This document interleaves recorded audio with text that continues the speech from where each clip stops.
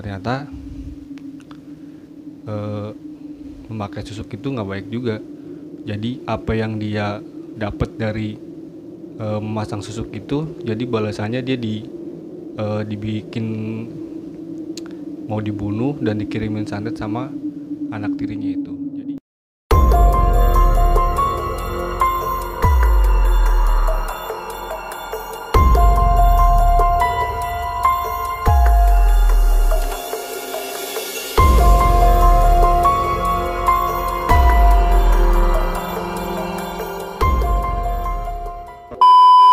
Assalamualaikum warahmatullahi wabarakatuh. Balik lagi bersama saya Bang Deka. Jadi di video kali ini saya akan menceritakan kejadian-kejadian aneh selama saya menjadi anak indigo. Jadi ini adalah part kedua dari video sebelumnya.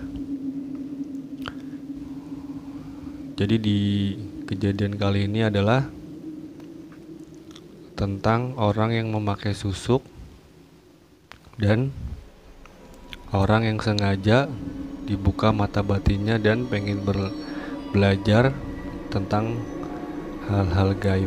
Jadi di kejadian pertama itu ada seorang ibu-ibu. Jadi ini kejadiannya kurang lebih udah 8 tahun yang lalu.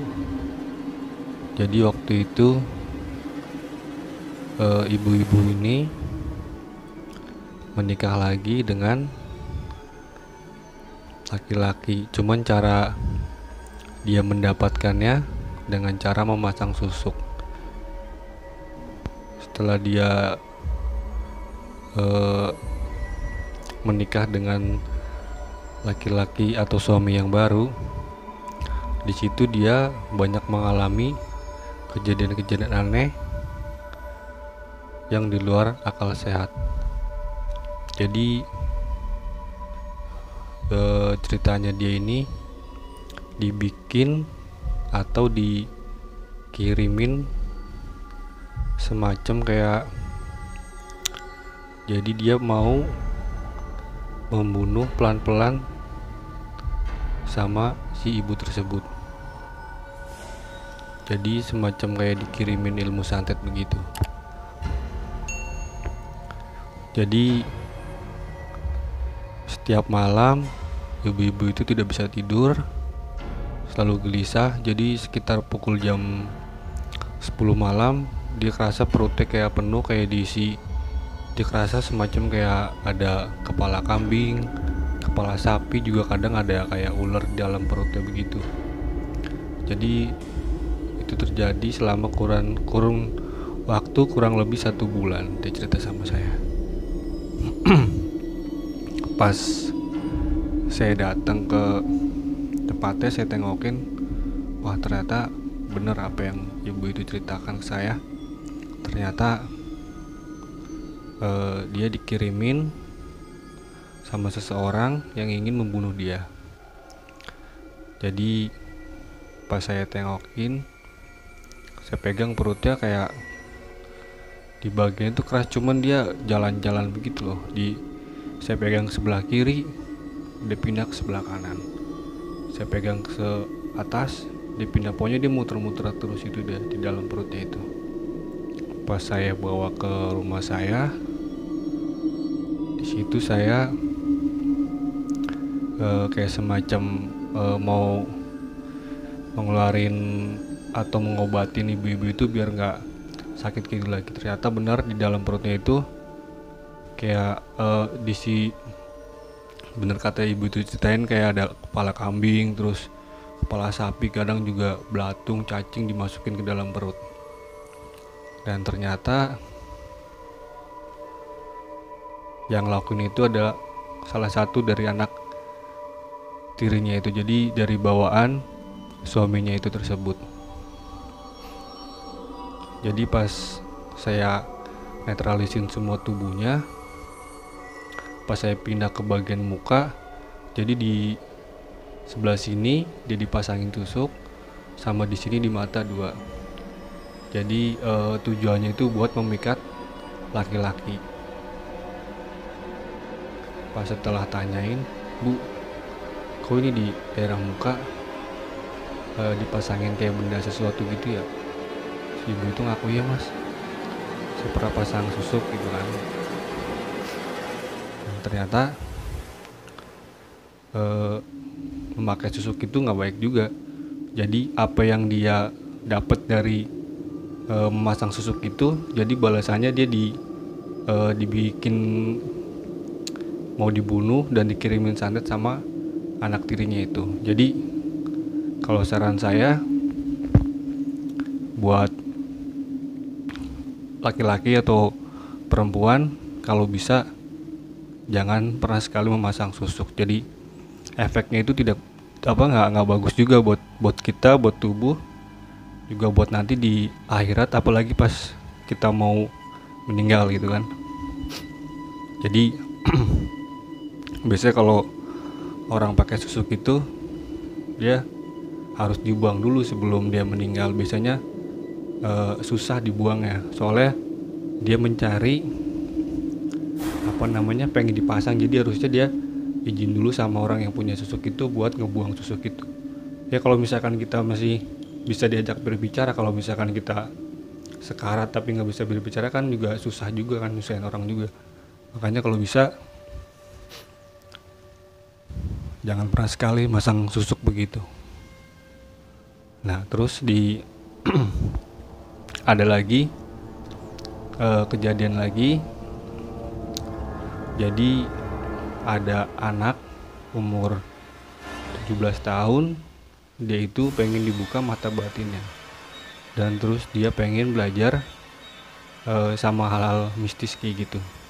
Jadi dia awalnya coba-coba, pas itu jadi efeknya itu nggak bagus juga buat si anak tersebut. Jadi pikirannya sering kosong, sering ngelamun, padahal dia rajin sholat, rajin ngaji, jebolan pesantren juga. Cuman kalau misalkan nggak ada guru yang membimbing, terus dibuka mata batinnya, biasanya anak itu ya kejadian ada bisa gila juga.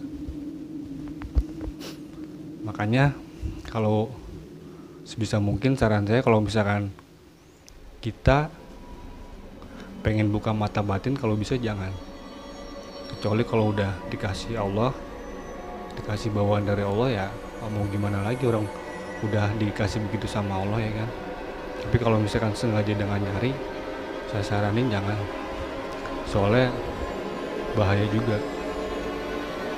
Jadi pas saya telusurin, pas anak ini belajar ilmu kayak gitu, ternyata benar. Jadi dia sering ke makam-makam semacam leluhur gitulah. Pas saya telusurin, saya tanya orang tuanya, "Oh ya benar mas, di daerah sana ada, di daerah tempat dia di daerah Jawa Tengah." Terus orang tuanya bilang ya setiap malam dia pengen ke kuburannya terus gitu kan. Terus pas saya kasih saran, "Yaudah bu, ziarah ke sana, cuman terakhir kalinya bilang kalau misalkan si anak ini jangan diganggu lagi dan jangan diikutin terus," gitu kan. Jadi kalau orang udah dibuka mata batinnya, biasanya banyak makhluk-makhluk gaib yang mendekati gitu loh. Jadi karena dia udah peka, jadi banyak yang mendekat begitu. Jadi kalau misalkan nggak ada yang ngebimbing, biasanya bahaya. Makanya jangan sekali-kali nyoba mata batinnya dibuka gitu. Terus ada lagi kejadian nenek lagi, ini baru kemarin terjadi. Jadi ceritanya itu, biasa anak-anak kecil kan banyak tuh main sepeda, sekarang lagi musim sepeda kan. Tiap hari itu dia pergi ke rumah kosong gitu kan. Biasa kalau anak kecil kan suka penasaran gitu kan sama rumah-rumah kosong gitu kan. Jadi di situ pas pulangnya malam-malam dia didatengin genderuwo tinggi gede. Jadi anaknya cerita sama ayahnya ini, "Ya tadi saya ini sarungnya ditarik-tarik, terus tangannya dipegang, jadi yang megang itu kayak tangannya gede gitu kan." Cerita kayak gitu. Terus kejadian itu dari sekitar jam 10 sampai jam 2. Jadi diganggu terus itu si anak kecil itu. Anak kecilnya umur sekitar 8-7 tahun kayaknya. Nah, terus diganggu sampai jam 2 akhirnya orang tuanya ini, ayah ini kesal kan, dia marah. Terus dia ambil wudhu, terus dia baca ayat-ayat Al-Quran sebisa dia, terus sekalian ditantang begitu kan, udah kalau mau jangan ganggu anak saya lah gitu, kalau mau keluar sekalian gitu kan. Akhirnya nyampe kemarin saya ngobrol sama ayahnya ini, alhamdulillah udah nggak gangguin lagi. Jadi saran saya kalau misalkan ada yang ganggu begitu, kita ambil wudhu, kita ambil air, kita bacain. Kalau bisa sih ayat-ayat yang ada di Al-Quran aja. Kalau bisa ya ayat kursi itu penting. Terus sholawat Nabi, terus Al-Fatihah, ada lagi Al-Ikhlas dan Anas. Jadi dibacain 3 kali, habis itu diminumin ke anak yang kesambet itu, dan selalu minta pertolongan sama Allah Subhanahu wa Ta'ala biar nggak diganggu sama makhluk gaib. Jadi alhamdulillah pas kemarin saya datengin, ternyata udah nggak ganggu lagi. Pas saya datang ke kamarnya, bener di situ masih ada hawa-hawa genduro itu pernah ke kamarnya itu. Jadi saran saya untuk orang-orang kalian semua, kalau misalkan belum paham dengan hal-hal kayak gitu, kalau bisa permisi ke tempat-tempat yang kira-kira baru apa kita tempatin gitu kan. Kadang-kadang kalau misalkan ke tempat baru kan kita nggak tahu kalau di situ ada penunggunya gitu kan. Soalnya banyak kejadian kayak gitu. Jadi intinya harus hati-hati lah. Sekian dari saya video kali ini. Jadi di video selanjutnya saya akan terus berbagi pengalaman dan berbagi tips supaya kalian terhindar dari gangguan-gangguan makhluk gaib. Jadi tonton terus video saya, jangan lupa di subscribe dan like. Kalau misalkan ada keluhan tentang gangguan makhluk gaib bisa komen di bawah. Jadi cukup sekian, terima kasih. Bang Deka.